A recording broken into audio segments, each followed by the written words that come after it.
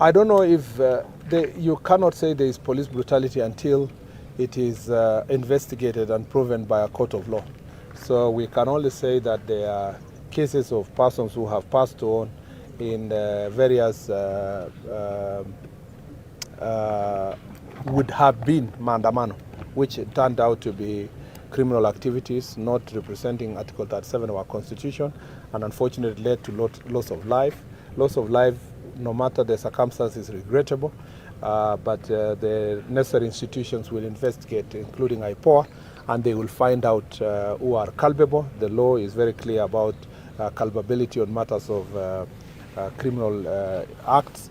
I don't think any organizer, I have said and I insist here that any person who has organized these acts of terrorism, burning police stations, burning vehicles, burning courts, burning supermarkets, we continue to insist that those are acts of terror. I wonder why, and I still insist, I still see the president of LSK going about defending criminals. Yes, we know that they are suspects. Who doesn't know that? But they are suspects of terror. And we are not relenting on that fact that those people deserve to be charged for acts of terror, to instill fear in the public, and their objective is to make sure that there are no working institutions by burning courts, burning police stations, stealing guns, killing people, burning supermarkets, and we will charge them for what they have done and what they did. I want to say clearly here to the Law Society of Kenya that first of all, they must not jump into conclusions, and that the investigations that we've seen is that these are acts of terror. Charges which have been leveled against these individuals are for terrorism. So it's now up to the court to find them guilty or not.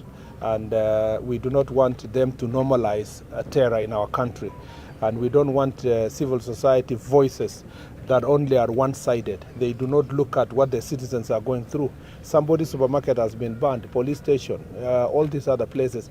Yet you see people only speaking about one side, the perpetrators, and trying to excuse and undermine the process of trying to try these people for the crimes that they have committed. We remain firm, very firm. And those who are opposed to this must be told that they cannot intimidate us. I hear some saying, oh, you know, the minister, the IG, the who. We know the law. They can go and intimidate other people, but they cannot intimidate us. We know what we are doing. We know the law. We know what it takes to secure a country. And we are not going to do politics with our nation. We will deal with all these criminals for who they are and go for them for what they have done. And there will be no place that will be spared. There is no county that we will allow property to be destroyed. I hear some people saying, well, you know, because our political supporters are of this side, they must be excused. Criminals, we will not see them from a political support base. We'll only deal with them for what it is. If you ban somebody's supermarket in Nyeri or Meru, it doesn't excuse you because you have a certain political inclination. We are going to deal with you for who you are and what you do. And I think people should know that I don't just speak for the sake of it. I am properly schooled and I understand the law. And when I speak about the law, I know what I'm saying. It is acts of terror, and those characters will be charged for terrorism, and they must answer in a court of law. Because if we don't do these things, our country will slide into anarchy. There are some characters whom I saw online that they are calling themselves forces fighting police brutality, and yet they were carrying guns and dressing using jungle attire, trying to intimidate the people of Kenya.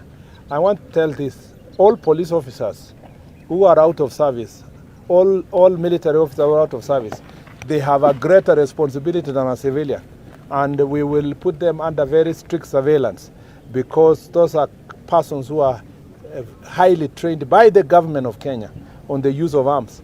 And once they start threatening the public and threatening government, we consider that subversive activities. And I'm glad that the DCI has investigated, arrested, charged some of them, and must be dealt with.